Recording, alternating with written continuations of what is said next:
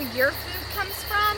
Do you know what you're feeding your body? Without rallied community support of local farmers, this is what America's farming industry has turned into.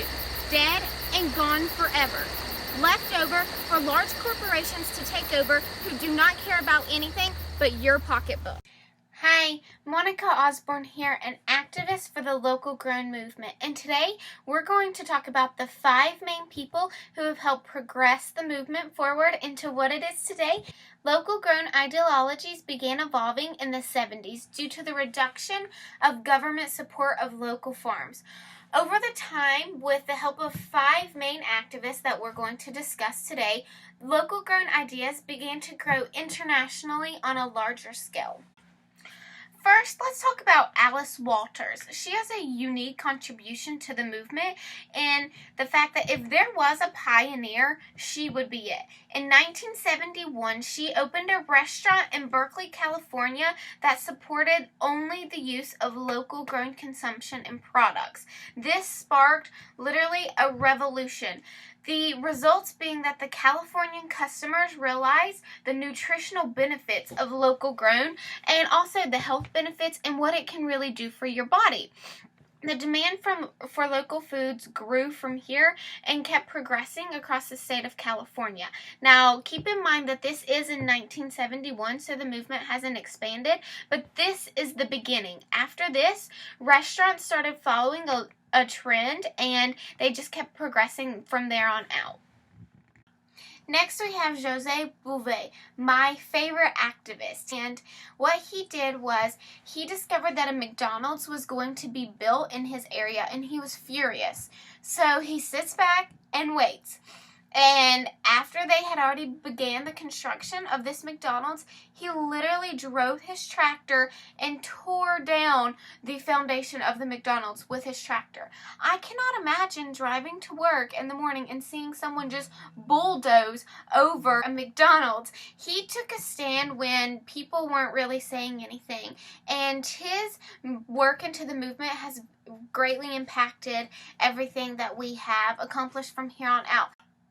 After his little stunt of bulldozing over a McDonald's with his tractor, he became an international activist, and the media really caught on to this idea. They looked into it and said, wow, local grown is something that we need to take a look at. So he was a pioneer in getting media attention and garnering the customer support that the movement needed to move forward. The third activist that we're going to discuss today is Michael Pollan, and the release of his book, The Omnivore's Dilemma. He really tackles health concerns in this book and talks about how processed foods and large corporations are only caring about the money they're making and not the food they're producing. The amount of work that he has done for the movement is incredible, and in no way or terms could we accomplish talking about all of it, but the major highlights that I want to talk about are a few of his studies.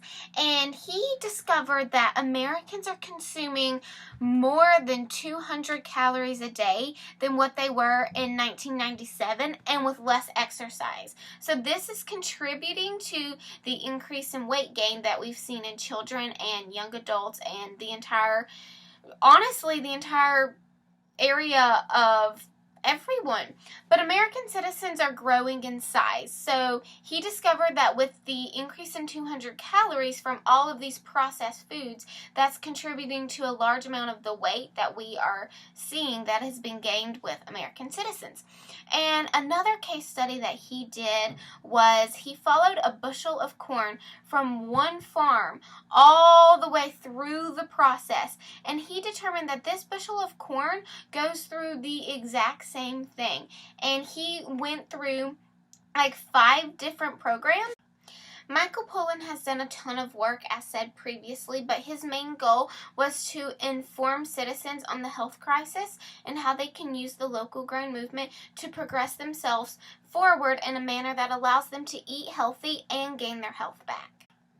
The fourth activist that we're going to discuss today is Anne Burrell, also known as Chef Anne. She has contributed to the local grown movement by becoming a school food reformist who founded multiple programs including Food, Family, farming, and also let's move salad bars to school. After the implementation of her programs, markets began to pop up everywhere, and suddenly people began to think about where their food was coming from. This also sparked the foods movement in an effort to provide healthier foods to the younger generation. And this is where we really start seeing the Farms to School program, or Gardens in School, come about. It's because Chef Ann took the initiative to go into the school system and say, hey, this is what needs to be done to have a healthier America, or a healthier youth. And she's changed the way we see things through her foundation at www.chefannfoundation.org. The Chef Ann Foundation is all about reforming school food to provide healthier food to students. But the foundation itself allows for the monetary support and the knowledge that the school system needs to know and how to go about this reformation. Now at this time, with so many programs implemented in the school systems and in local communities about the local foods movement, consumers are really starting to catch on to the trend. In 1994, there were around 1,700 farmers markets in the United States. And by the time we reached 2006, there were over 4,000. And the number has grown significantly since then. And that just goes to show you how the education of consumers can really go into play into the demand for farmers markets and the demand for local economies as well. So in 2009, Michelle Obama releases her Healthy Foods campaign about making good choices and local choices. She also implements a program into the White House and started growing a garden. How cool is that? That the White House was growing a local garden and eating their own vegetables. This really helped the movement progress forward and gave it a national platform to run off of. And this is when we truly begin to see an increase in farmers market consumption and the growth of local foods through buying local, eating local, and being local. One campaign that you're probably familiar with is Kathleen Merrigan's campaign, Know Your Farmer, Know Your Food. This really helped progress the movement forward in the manners of people realize that there are organizations out there that are actually growing their food. It made them stop and think, where is my food coming from, and who is making it, and who's producing this food? So this Know Your Farmer, Know Your Food campaign instilled things that you see in Food City, where there is the produce and then the bio of the farmer above it that lists all of the things about the farmer and their family and their background. So you really do know your farmer, know your food. So, I challenge you, go in your own community, find your farmer, find your food, and become a locavore, one step at a time through supporting local grown consumption. Thank you so much for watching. I'm glad you joined us for our segment of how to become a locavore. Stay tuned for more information on the movement and how you can impact your community, one person and one vegetable at a time.